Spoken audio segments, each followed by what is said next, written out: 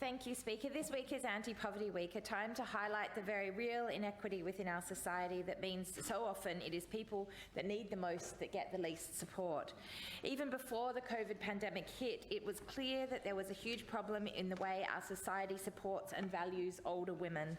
When I've been out and about, door knocking in the electorate of Newtown, meeting countless older women and seen and heard of their struggles with isolation and poverty, who have taken on caring roles in their households as younger women and have now not amassed enough superannuation to be able to live affordably in their homes. The lack of respect, support and recognition for older women, Speaker, needs to be called out, and this is a feminist issue, an equality issue and a social justice issue, and nowhere is the problem more stark than in the area of housing.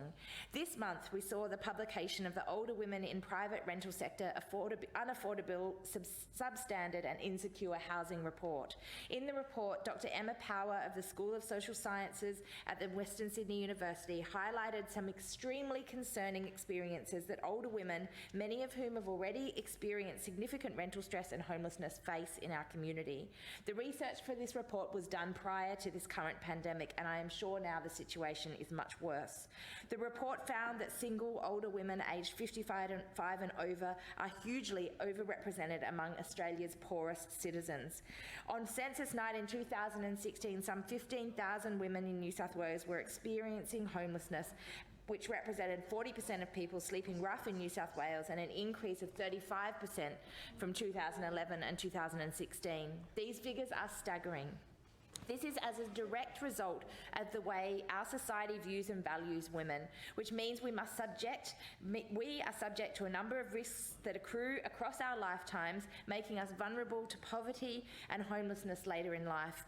We know that it is harder for older renters to find adequate, secure housing, and older women are at particular risk because of a number of identified factors, including lower incomes, less secure jobs, less access to benefits like superannuation, greater loss of income and housing standards, loss of housing standards if they break up with men in their relationship, greater risk of domestic violence, unaffordable rents, eviction, housing and inaccessible longer life expectancy being another factor.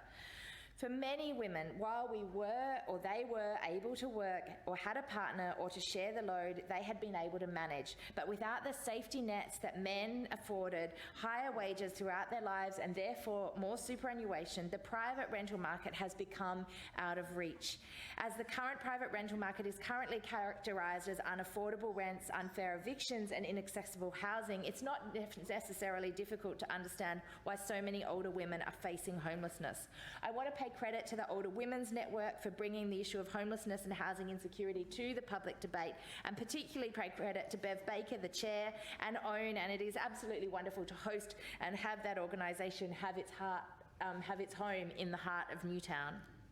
It is absolutely vital that we address these issues, and there are clear ways that we can do that. We need to permanently raise the job seeker payment, enable access to affordable housing, end no grounds evictions, quantify minimum rental housing standards, and offer financial assistance to support voluntary moves resulting from notice to vacate or a rent increase. We know that renting costs people more money because they are having to move more often, and people that are already suffering financially from insecurity have more challenges because they need to find, on average, a cost of $1,618 to be able to move each time they're required to move.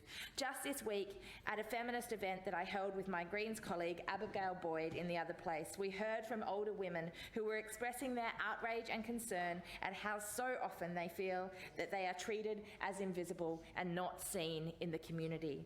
So often their views are not heard and respected. This is not acceptable, and this is not something that we should allow to continue. The housing stress and homelessness crisis faced by older women in the state is something that can be addressed, and we urge the government to do so. To the older women in New South Wales, in the community of Newtown and across the state, I say that we see you, we hear you, we respect you, and we will continue to advocate for solutions to the pressures that you face due to housing insecurity, poverty and the ongoing inequity brought about by the patriarchy. I thank the member for Newtown.